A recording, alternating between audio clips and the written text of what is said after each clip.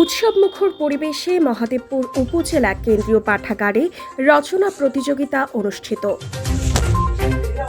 শুনলেন সংবাদ শিরোনাম, এখন লাবিবা খানম লিসার রিপোর্ট। মহান বিজয় দিবস উদযাপন উপলক্ষে মহাদেবপুর উপজেলা কেন্দ্রীয় পাঠাগারে একটি রচনা প্রতিযোগিতা অনুষ্ঠিত হয়েছে।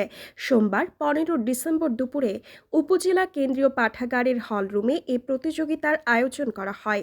পাঠাগারের পাঠকদের মধ্য থেকে উপজেলার বিভিন্ন এলাকার মোট 20 জন প্রতিযোগী এতে অংশগ্রহণ করেন। প্রতিযোগিতার রচনার বিষয় ছিল আমাদের বিজয়, আমাদের মুক্তি।